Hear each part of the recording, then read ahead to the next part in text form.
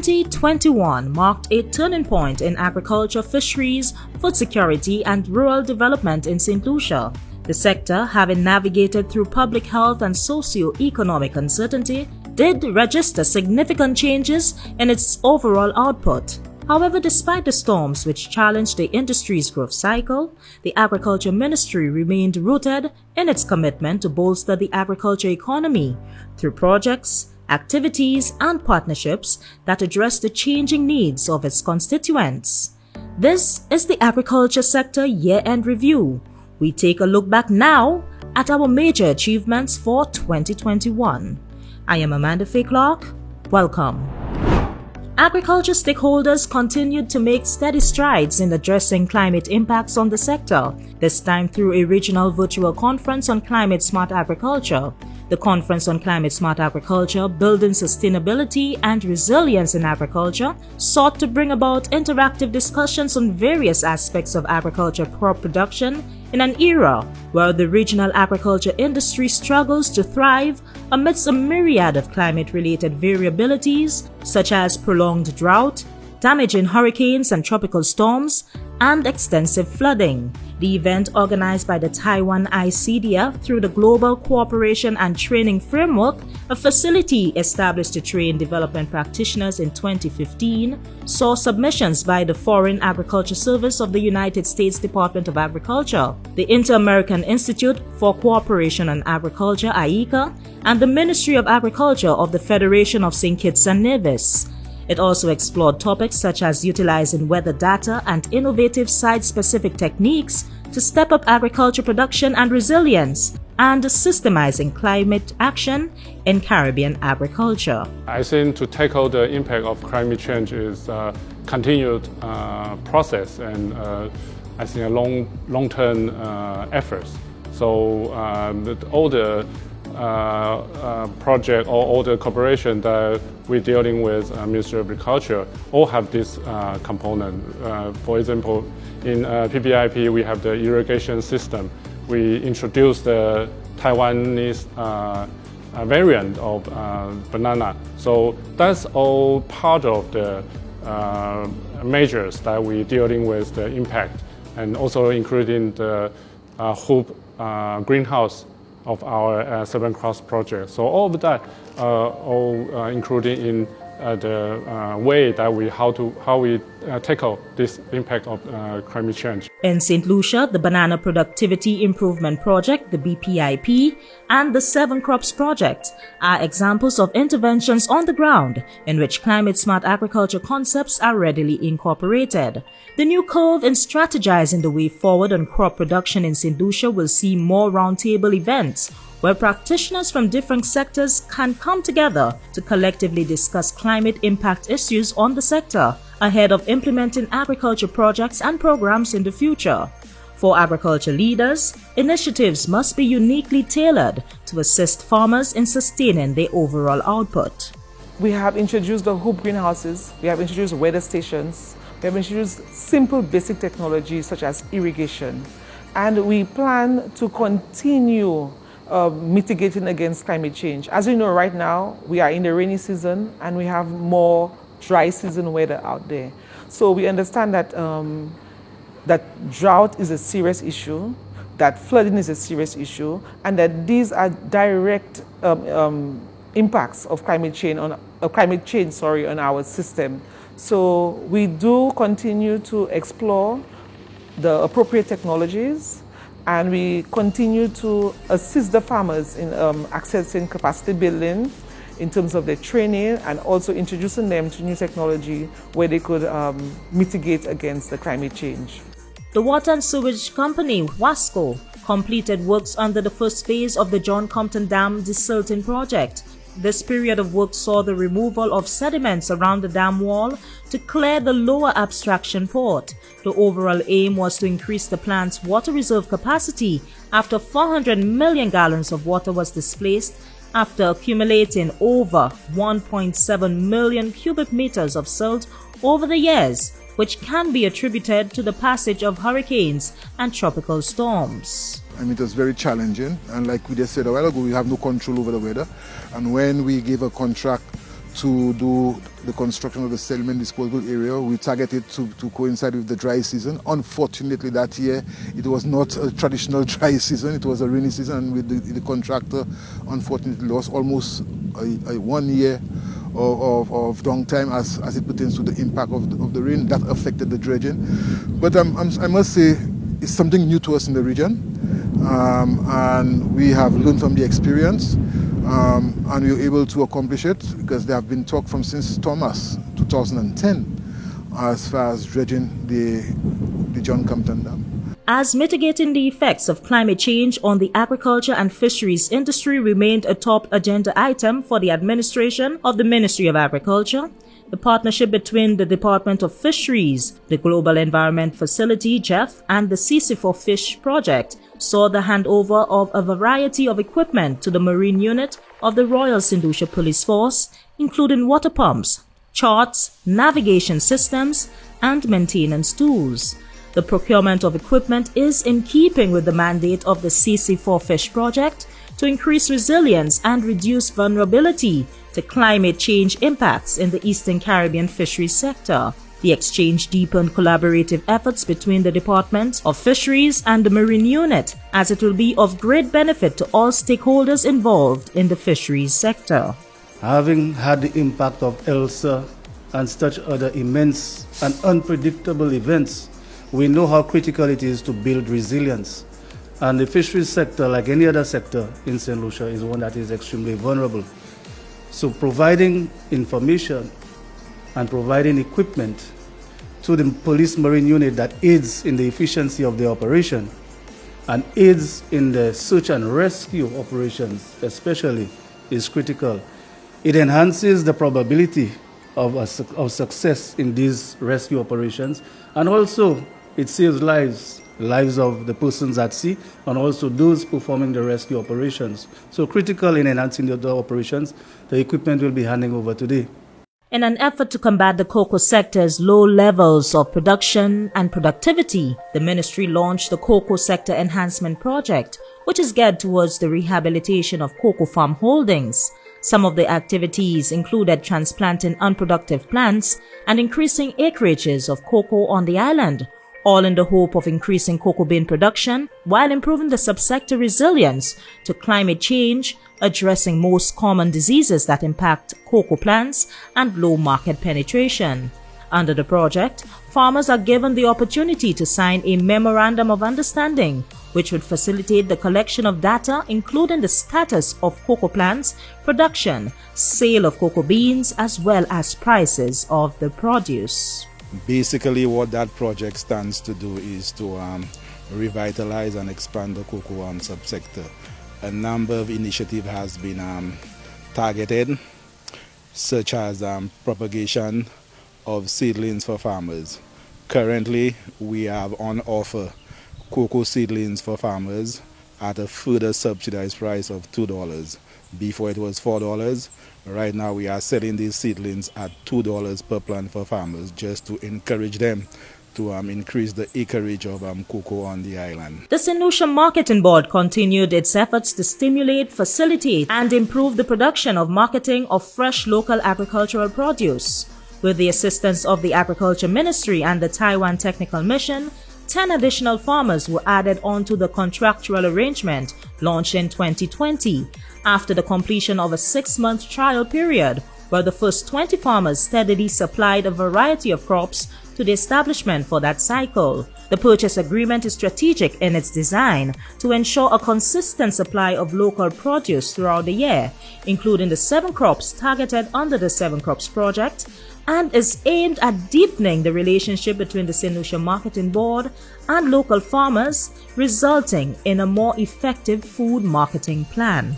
And I believe that if we continue this trend, the hope of the Marketing Board basically is to ensure that we have as many of the farmers participating in programs like that, or working with the Marketing Board, rather than having to be all over St. Lucia looking for market. It's the hope of the Marketing Board that maybe 80–90% of our farmers would have this kind of arrangements with the Marketing Board, which makes it a lot easier, not only for the farmers, because you have one stop where you can bring in your produce, but also the consumers, because we would be in a position to process these crops and make it a product that is probably superior to what is available on the market. In fulfilling its vision of ensuring sustainable food supply and food safety standards for every citizen, the Agriculture Ministry convened a series of training for farmers and food handlers alike in safe food handling and good agricultural practices.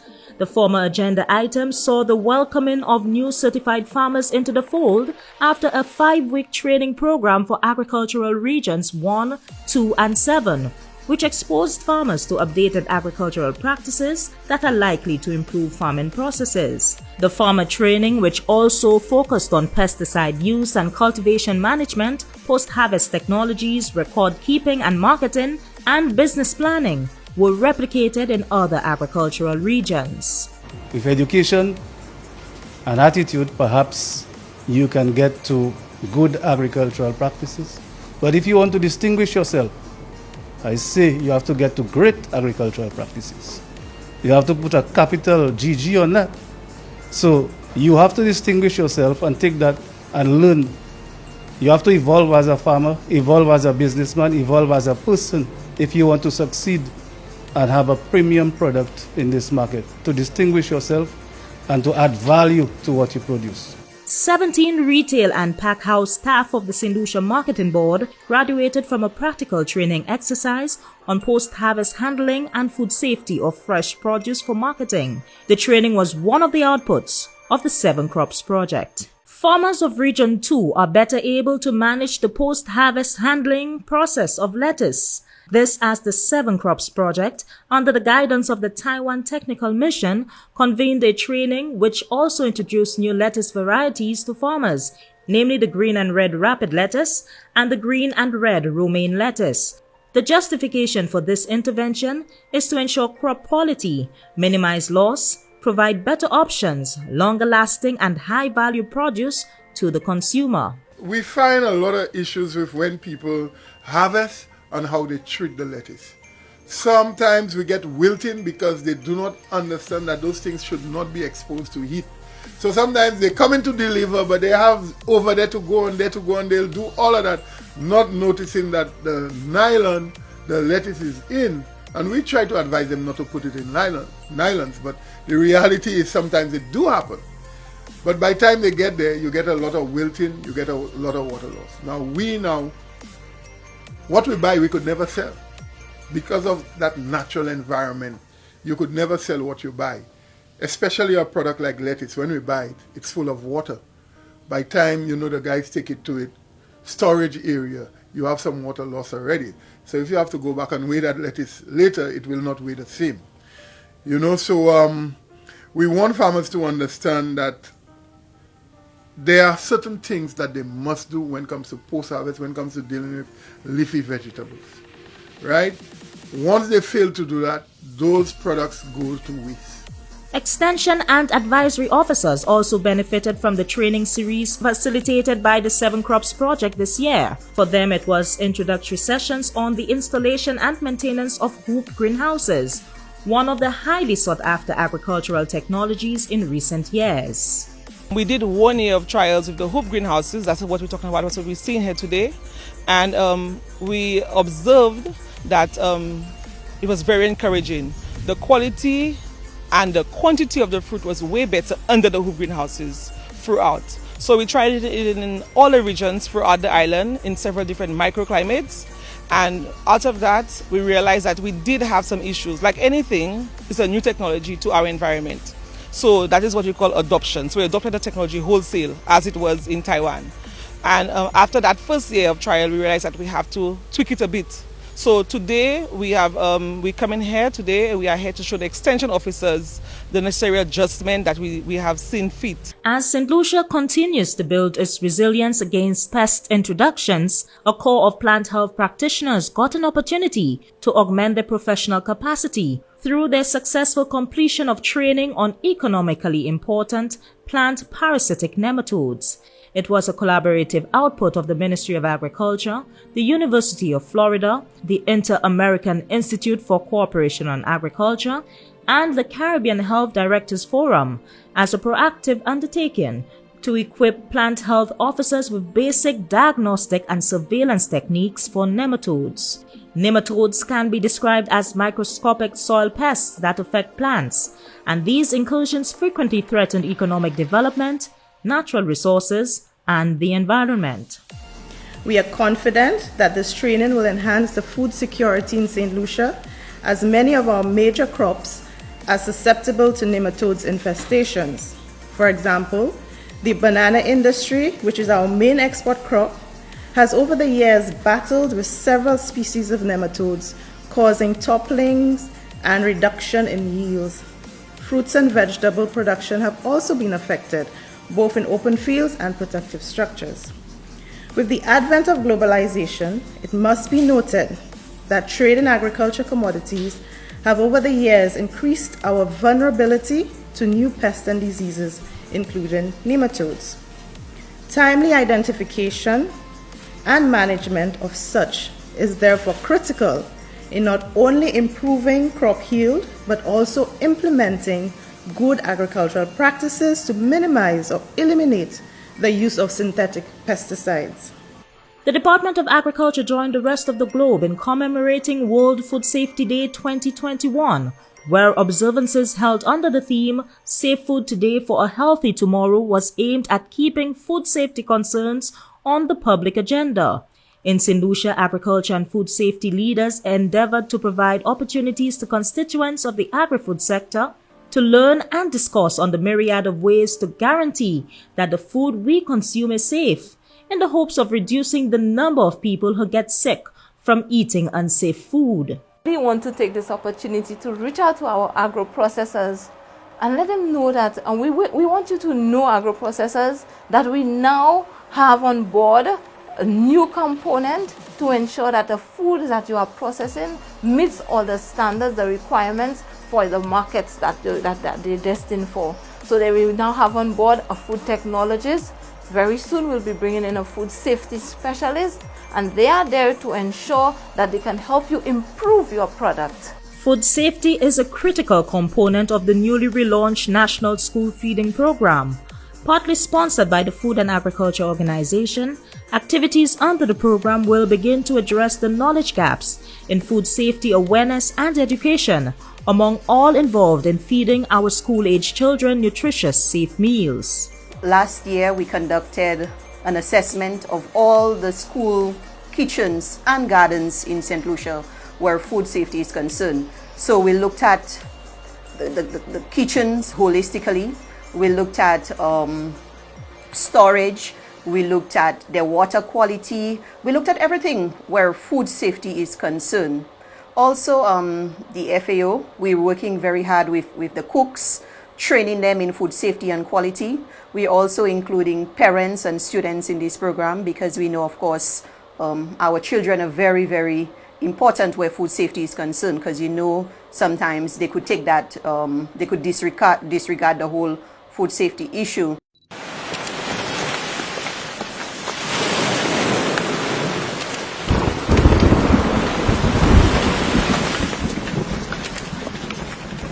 Hurricane Elsa served the agriculture industry another devastating blow, which compounded the sector's slow recovery efforts as a result of the COVID-19 pandemic. In assessing what later totaled more than $34 million in losses and damages on the various holdings in extension and advisory services, such as the Fisheries Department, Livestock and Crop Extension divisions, banana and plantain farmers suffered the most, with reported losses of 80% or more of their farms. We're looking in the region of 2,400 acres to 2,800 acres affected, and over 600 farmers affected by that in that sector. We also saw, to a certain extent, fruit trees, root crops, vegetables were also affected in the crop extension area. In terms of fisheries, we saw that there were some damaged vessels by the Dennery area.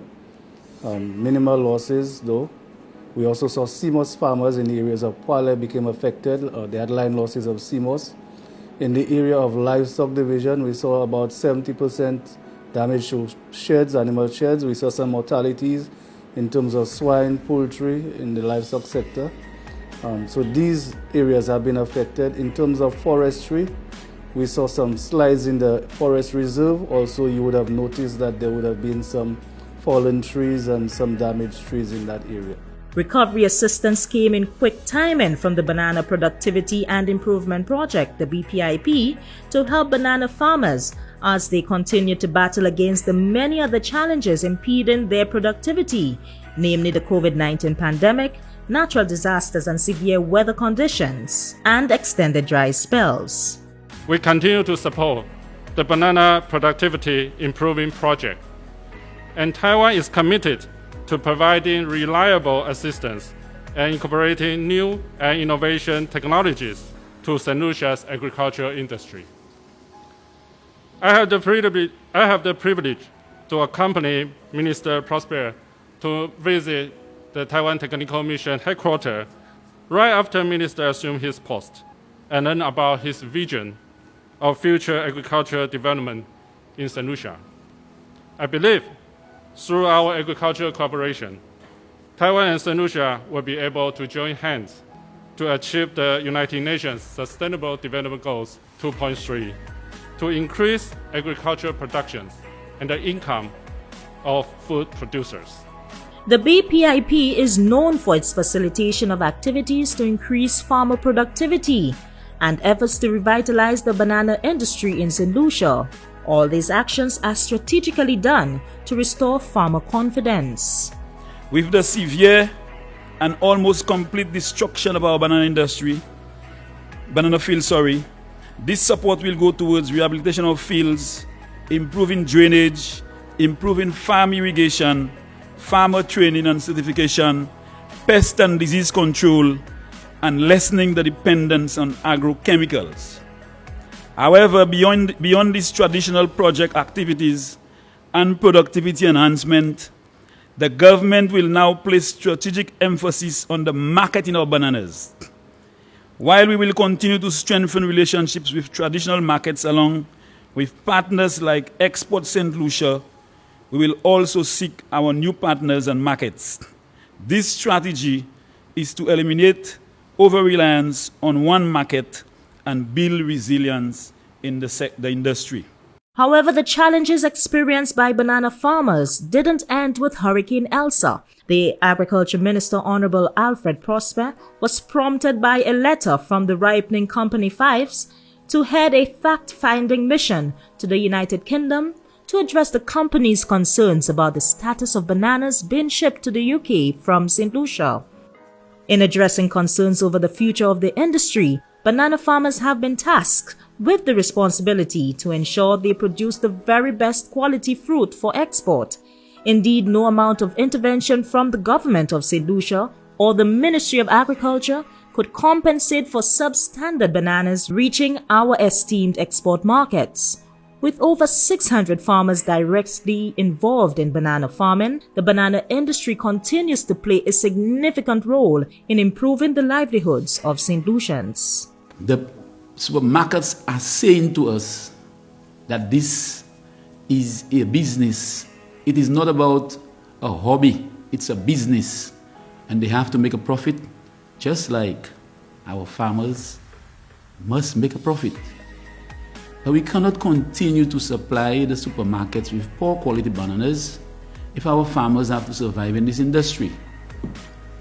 Our engagements got to the point where Fives and Sainsbury indicated to us that they are not ready to sign a new contract with us by February next year unless we indicate to them that we are serious about ensuring that we produce the right quality, and not just the right quality, but consistent seed quality, so that our bananas can meet the requirements of the supermarket.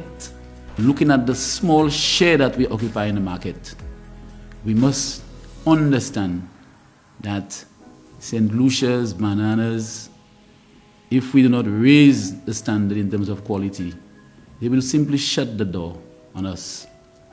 But there is still a small window open for us. Sainsbury is saying to us that We need to have an action plan on bananas. We need to have a strategy on bananas. And it's only when they are satisfied that St. Lucia is doing that, they will begin discussions with us. Luckily for us, Waitrose, who is purchasing between 2,000 to 3,000 boxes from us, has given us some level of indication that by end of March, April, they will be willing to sign a contract with us. A task force will be established in early 2022 to design the strategy and requisite action plan to lead the banana subsector into the future, reinforcing the government's position to make agriculture livelihoods more viable. The thrust towards improving the productivity and quality of banana production in order to secure foreign banana markets will see the Ministry of Agriculture working directly with the National Fair Trade Organization, the NFTO, farmers and farmers groups to address the issues plaguing the banana industry, including quality claims incurred due to substandard fruit shipped to the United Kingdom and then discarded. What it means for us is that our growers must be more honest. I will repeat, so we need a higher level of honesty. The banana never forgets. So that small scar, the wrong clipping of the crown, or any little defect that you think may be hidden, at one point it will manifest itself and it will be at the point where it will cost us a lot more. Growers must continue to engage all workers in the operation of the bananas.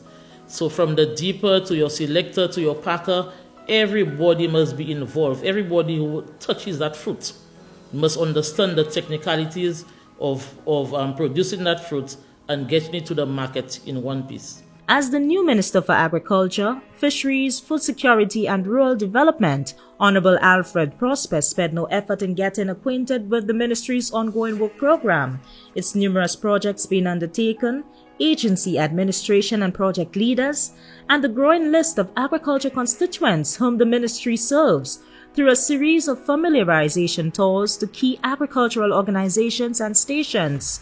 One of these tours took him to communities in Soufrière, where his discussions with farmers and agri-processors led him to better understand the current developments in the agriculture sector in that region.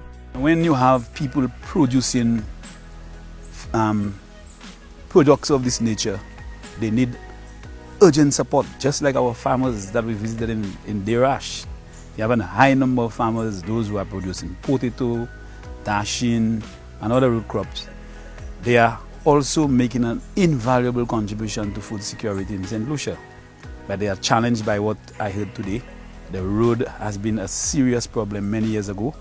I know in the past some attention has been given to the road, but from what I gathered this morning, the road has been a major issue for those farmers in the Derash area. Now I know the government is stretched in terms of financial resources now, but we have to also understand the critical role that those farmers play in terms of food production. We have to find some way of relieving them of this situation and to ensure that we continue to encourage them to produce. The Agriculture Ministry and the Taiwan Technical Mission through the 7 Crops Project partnered with Marcy Stores to launch the Love St. Lucia Premium Corner. The Premium Corner is available at Marcy Stores supermarkets across St. Lucia and will primarily promote the purchase of selected locally produced fruits and vegetables of the 7 Crops Project, which includes cantaloupes, lettuce, tomatoes, pineapples, watermelons, cabbages, and bell peppers. This public-private partnership will be of great benefit to local farmers and consumers alike. We remain fully committed to working with the agricultural sector, our suppliers, our farmers, so that our customers would get the best quality produce produced locally. Our expectations for this Love St. Lucia campaign is for our local items to be our customers' first choice. We don't want it to be the only choice, but we want it to be the first choice. World Food Day celebrations this year saw the ministry partnering with the Feed the Poor Ministry to feed 100 less fortunate people in Castries. The initiative sought to promote national awareness and bring about tangible action for citizens who suffer hunger. and to reinforce the government's commitment to work on ensuring that every citizen has access to nutritious, affordable food. This is not a case in St. Lucia alone. It is a global problem. And this problem is one that I think we need to address as soon as possible. Because food security is one of the sustainable development goals that countries like St. Lucia sign on to. We must make efforts to ensure that every single person who exists in this country has an opportunity to be able to get at least one meal a day.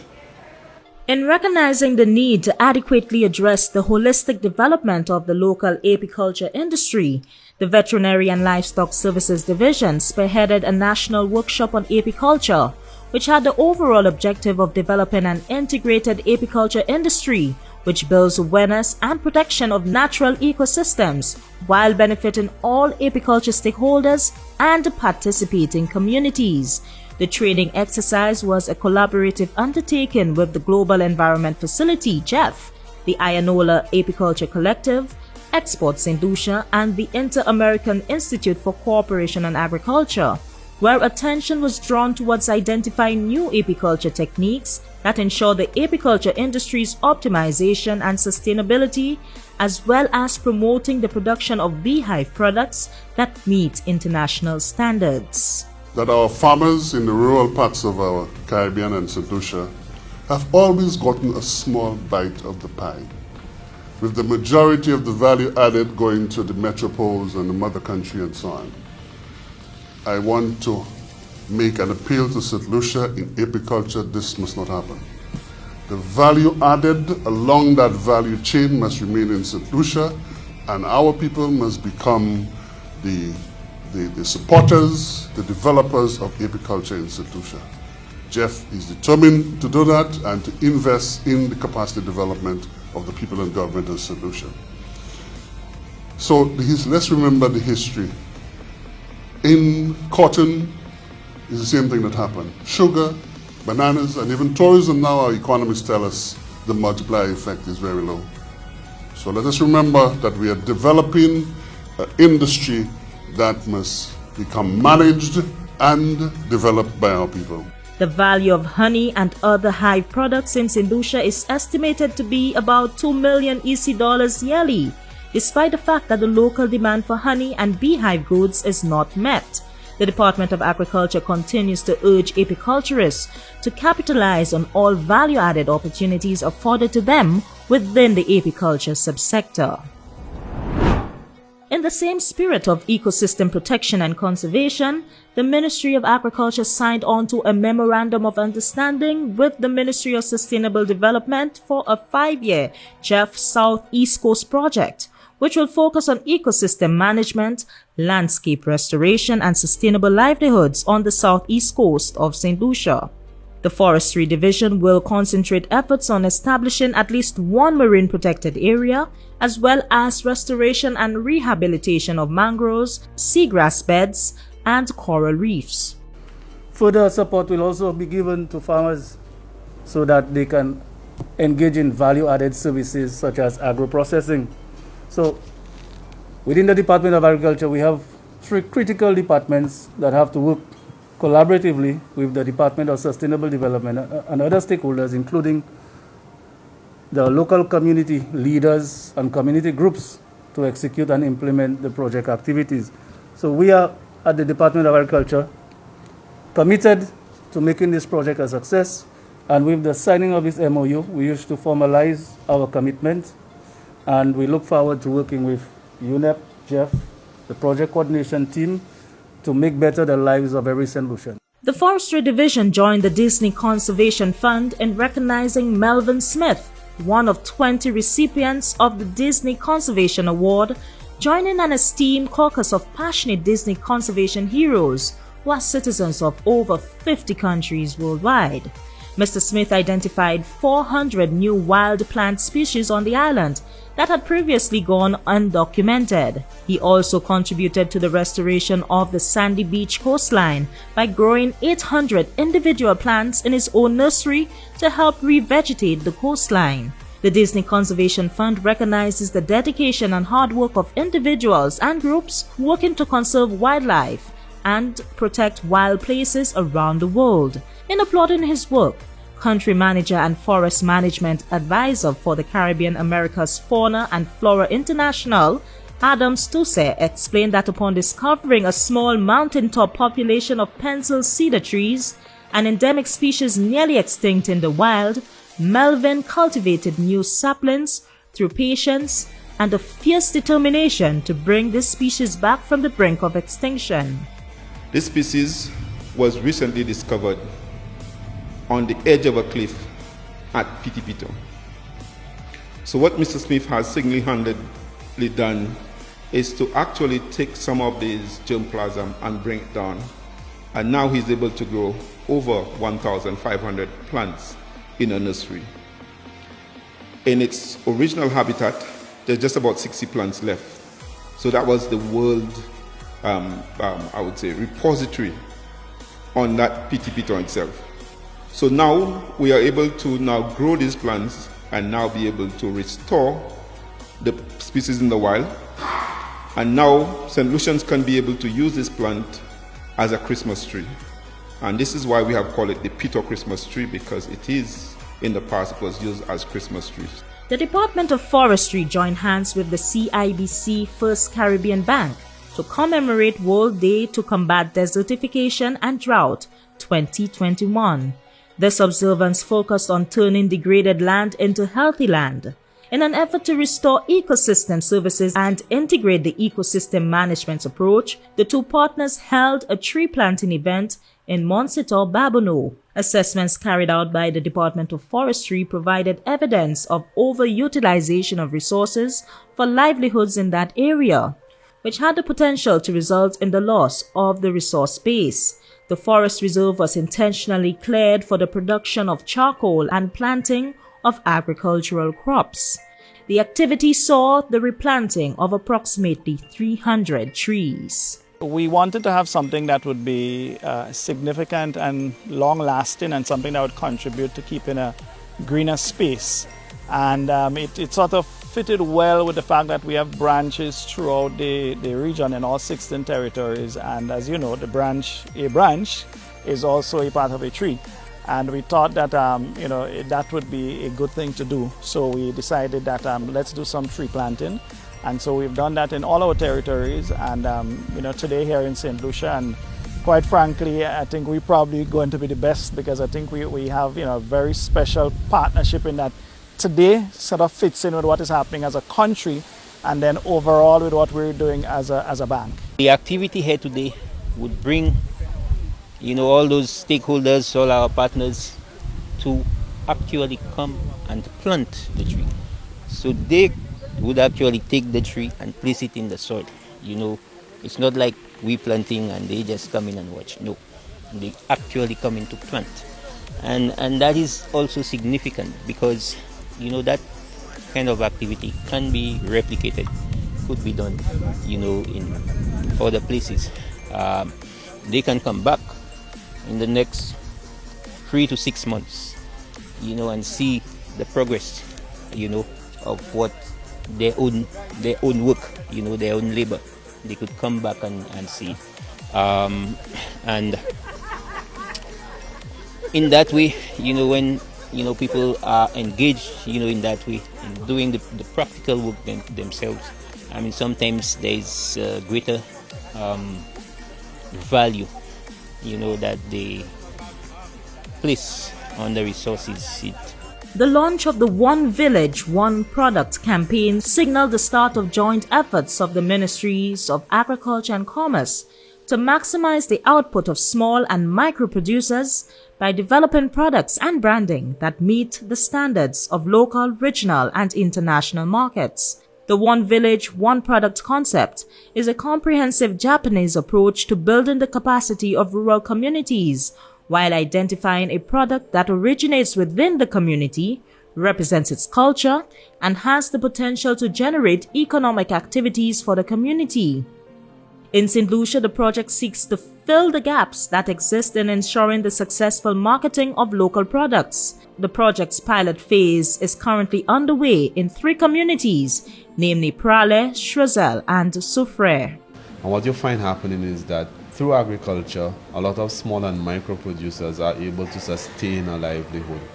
The challenge they have, however, is in their product development and sometimes in their product branding. Through the OVOP, what they are able to do is that since OVOP is a global community, that brand becomes recognizable.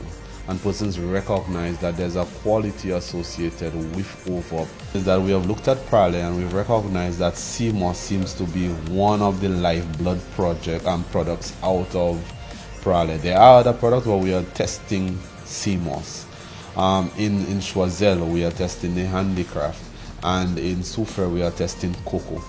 As part of its ongoing efforts to better manage St. Lucia's marine resources, the Department of Fisheries collaborated with sector agencies to conduct a 2-day mapping exercise of the canneries, ancillary, and Soufrière marine management areas, a critical component in ensuring the effective and efficient management of fisheries. The undertaking ensured that fisheries stakeholders and agencies in the area are better positioned to avoid and/or resolve conflict between marine resource users, while also protecting marine life. The department recognizes that over the years, since its gazetting in the year 2000, what has happened is that there was a lot of institutional memory lost, of course, in terms of the zones. There are yacht mooring areas, there are recreational areas, there are marine reserves, and there are fishing priority areas. And all of these areas have particular types of rules and regulations governing what can happen in those areas. Now, very critical to that is people need to know where those boundaries are. And what has happened is that we have relied more or less on institutional memory, landmarks to be able to indicate that. But as we move towards enforcing those areas better and to have a long history or catalogue of it, it's critical that we what we call delimit these areas properly with geo-reference points. Another initiative was also launched in support of the Fisheries Department's marine and fisheries management efforts, and to educate stakeholders on how best to balance their daily use for livelihood activities and marine conservation. The Coast Fish Project is a regional project focusing on 6 CARICOM countries, of which St. Lucia is a pilot country. The St. Lucia component will focus on the strengthening of the coastal and marine management areas, as well as the possibility of introducing a new marine management area. The pilot areas for the project in St. Lucia are Soufrière and Labrie. For the Soufrière site, the Department of Fisheries embarked on a consultation with several stakeholders to bring about discourse on the day-to-day reality and to devise a plan of action for improved collaborative use of the marine resources. Every sector has their own, priorities. But a couple of the complaints that we have received are maybe some tension between the use of certain areas, whether they might be marine reserve or fishing priority areas, between maybe fishers and divers, or some marine vessels maybe going too quickly through different areas where other people might be present. So it's just basically managing any outcome, any concerns that could arise. The Coast Fish Project is a spin-off of the Steward Fish Project, which realized some milestones in St. Lucia in improving fisheries and marine stakeholder use of the island's marine resources. Meanwhile, the OECS Secretariat, in collaboration with the United Nations Conference on Trade and Development and the Convention on International Trade in Endangered Species of Wild Fauna and Flora CITES, hosted a stakeholder consultation and validation exercise for the Blue Biotrade Project. The Biotrade Project focused on empowering small-scale coastal producers from the OECS member states to capitalize on the briskly increasing global demand for marine-based bioresources like the queen conch and high-value algae such as CMOS. So right now what has been done, they've done a study to look at what the potential for trade and investment, export markets, etc., what the findings of that study is being displayed today, and we are getting inputs from various fisher folk and other stakeholders into that study. That's very important because as it starts with a study, it helps us understand where can we go with the industry, what are the potentials for the industry for increasing opportunities for livelihoods in the sector. The Ministry of Agriculture continued to take the safety of Predialasne officers seriously by making the investment in procuring safety equipment to be used while on the field. The protection equipment included snake gaiters to maximize the level of protection against snakes and other hazards likely to be encountered in the wild. The unit also received expandable batons to be used as a compliance tool and defense weapons by the officers. I'm happy that we have that because every day we go out there, we encounter problems with snakes. Right? We're just lucky that nobody has gotten bitten from a snake yet. So I want to thank you, sir, again. And the minister involved at large too, because he is part of the ministry, for this equipment that we are going to receive this morning. And speaking of protection, the Veterinary and Livestock Services Division will follow through with the guidelines outlined in the Animal Act as part of its arsenal for controlling stray animals along the island's main roads. One final appeal was issued to cattle owners in late November ahead of instituting the impounding of animals under the 2005 Animal Act. The additional emphasis on securing stray animals comes after months of sensitization and deliberation with farmers on the long-standing issue of unsecured animals posing hazards to pedestrians and vehicular traffic on the road network. We understand the needs of our cattle farmers. We understand the challenges that they face, especially those who are not landowners. And we understand these challenges. We understand the need also for food security and food sovereignty. And so we have been working with them, speaking with them, discussing strategies and solutions to alleviate the wandering cattle and stray cattle on our highways, which also pose a high risk and pose a hazard to motorists, pose a hazard to pedestrians. They are also a hazard to property owners as well. Cattle owners must take responsibility for their livestock. There has to be responsible ownership, especially in the absence of land ownership and barriers in terms of fencing and so on, corrals. There has to be responsible ownership. We must take ownership of our animals and have them restrained, have them tethered to protect our public and also to protect the animals. So the Ministry of Agriculture is imploring the farmers one last time, making that last appeal and serving that final notice. And in the absence of cooperation, we will look at the laws available to us, legislation available, which indicates that it is an offense to have these animals wandering on the highway, posing a hazard to motorists and to the public. And these animals will be impounded. World Water Day 2021 was again set aside for increased awareness and sensitization of the importance of water resources to everyday life. This year, the Water Resource Management Agency, the WRMA, worked in partnership with the Department of Forestry to roll out its itinerary of activities geared towards highlighting tangible ways a citizen can support the ongoing interventions by the Agriculture Ministry to improve the accessibility of water and to encourage proper management and use of water resources. It's very fitting, very timely for us in this region because right now we're actually in the middle of the dry season. So it's an opportunity to let persons know at this time of year, when we have the drought-like conditions, the dryness, that the water resources may be affected in terms of the availability, to consumers. So I think it's a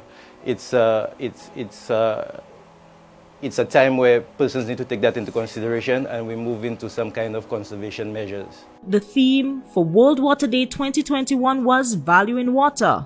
According to the United Nations, the value of water is about much more than its price. The day's celebration was in line with Sustainable Development Goal number 6, which is aimed at achieving water and sanitation for all by 2030. In an effort to combat weather and climate shocks such as droughts and floods, the WRMA and the St. Lucia Meteorological Services have engaged hydrometeorological engineering companies to update the existing stations in St. Lucia with the aim of increasing the capacity of data analysis.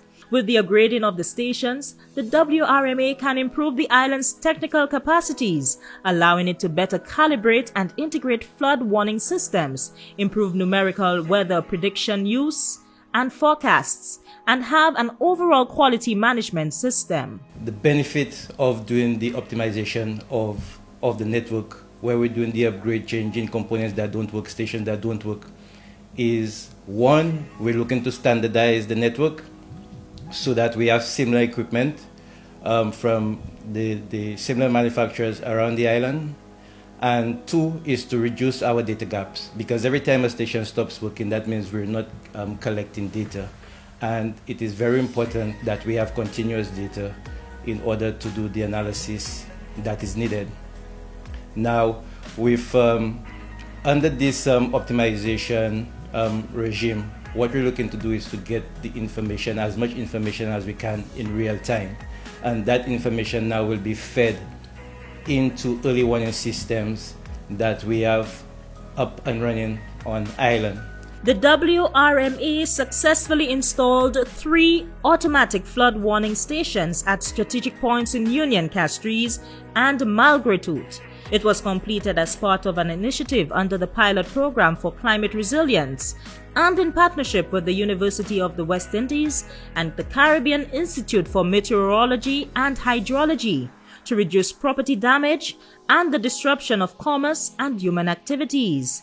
In the event of an emergency, the real-time data received from the stations will be relayed to the National Emergency Management Organization to enable a faster, more efficient and predictable response. There are certain areas in St. Lucia, low-lying areas, which flood easily as a result of high-intensity rainfall. Flash floods are experienced, and some of our structures, for instance, bridges, are also vulnerable. So this station will allow us to actually assess the relationship between rainfall and flows and river flows, so that we could actually make these assessments for engineering designs, and would also feed into early warning systems in collaboration with NEMO. So basically, when the flows, the various thresholds are reached, the information will be communicated to NEMO, and the determination will be made based on ground truthing on the ground, and coordination with various local partners, because we need also to validate the flow levels to determine whether flooding is imminent or not. So this whole mechanism is coordinated by NEMO. So it's a combination of getting that real-time data and ground truthing with the various community partners. The Ministries of Agriculture and Sustainable Development formed an alliance to launch the Building Resilience for Adaptation to Climate Change and Climate Variability in Agriculture in St. Lucia project, which is funded by the Adaptation Fund and implemented by the Caribbean Development Bank. The Building Resilience for Adaptation to Climate Change and Climate Variability in Agriculture in St. Lucia project aims to improve the resilience of rural farm communities by increasing farm productivity, water and livelihood security, and reducing vulnerability to natural hazards, climate variability and climate change. The project's targets include interventions for water security, soil conservation and management, the integration of renewable energy practices to increase efficiency, and knowledge management and transfer to improve adaptive capacities. Honorable Alfred Prosper explained that in the face of more frequent and severe agricultural losses, such as the recent impact of Hurricane Elsa, and farmers having little to no insurance coverage, developing a resilient agriculture sector is critical. Noticeably, the project seeks to build on existing efforts, soil and slope stabilization being done by the Forestry Department under the John Compton Dam project and the IW Eco project in areas of Millet and Fonsejac, respectively. also targeted our water conservation measures to complement some of the work that are currently ongoing with respect to rainwater harvesting initiatives, increasing water storage capacity, and enhancement of irrigation systems under the 7 Crops Project and the Banana Productivity Improvement Project. I wish to express, on behalf of the government of St. Lucia, sincere appreciation to the Adaptation Fund, especially to the board and all those involved in the approval process who ensured that St. Lucia was able to secure this grant. Collaboration to ensure the integration of efforts to achieve the common goal of enhancing school gardens and especially the school feeding program in St. Lucia was solidified through the signing of a memorandum of understanding between the Ministries of Agriculture, Education and Health, with the overarching aim of reducing hunger and improving food security in line with the United Nations Sustainable Development Goals for poverty and malnutrition. The program is supported by the CARICOM FAO Mexico Initiative on Cooperation for Climate Change, Adaptation and Resilience in the Caribbean. The framework of this initiative supports participating countries in their efforts to protect livelihoods, ensure adequate access to healthy foods, and ensure sustainable management of natural resources. The Sustainable School Feeding Program initiative is based on activities such as the involvement of the Educational Committee, the adaptation of adequate and healthy school meals, implementation of educational school gardens, improvement of school kitchens and storage areas, direct purchases of product from local farmers and school gardens, improvement of the national school feeding policy in St. Lucia, and assessment of the health assessment of students. Our understanding is that school feeding in St. Lucia, as elsewhere, have long been established and recognized as an important instrument in facilitating learning, especially for poor and vulnerable children. Healthy and well-nourished children learn better. Representative from the Mexican Embassy based in St. Lucia, Carlos Ivan Gonzalez Osuna, underlines the Mexican government's commitment to aid in St. Lucia in this endeavor and deepening diplomatic ties. It is for me an honor and a satisfaction to participate in this ceremony that marks the launch of the implementation of the project on Resilient School Feeding Implementation Program, which is part of the Mexico CARICOM FAO initiative, Cooperation for Climate Change, Adaptation and Resilience in the Caribbean. Recently reoriented in order to mitigate the economic and social impacts generated by the COVID-19 disease, and which has a budget of more than $5.5 million, the entire initiative, which benefit 14 countries in the region, including the 6 Eastern Caribbean states. Perhaps the most notable of improvements was the rebranding of the ministry's social and digital presence. With the redesign of the ministry's logo, a revamped official ministry website was launched with the objective of making pertinent sector-specific information, data, statistics, applications, technical and administrative support, and audio-visual productions more accessible to agriculture stakeholders. The new website has served well in having clients access a myriad of services without having to visit the agriculture offices. We saw with the old website the colors and the depiction, they were not in line with the colors internationally known to be attributed to agriculture. So we came back with the colors. You would see green and yellow featured, which are the prominent agriculture colors internationally. So our website was more in line with what is known internationally and the global standard. And also the content on the website, it features more heavily centered around the various departments, the service and product offering, and the content needed for persons who are engaged in agriculture. Content such as the technology packs, which would feature on the website. Other information that you would need to help you through things like concessions, videos on our shows, Agriculture on the Move. You would find that, and of course linking that to our social media platform. These things were non-existent in the previous version of the website, so we've updated it to make it more attractive and interactive. Additionally, the IFAM application was launched to solve the long-standing challenge of capturing accurate and timely data on current crops and potential yields, the reporting of market data, and the production of reports on farmer produce in any geographic location island-wide. The adoption of digital technologies in precision agriculture has been adjusting the ways that farmers grow their crops and manage fields. I'm privileged to witness this new chapter of agricultural collaboration between Taiwan and St. Lucia.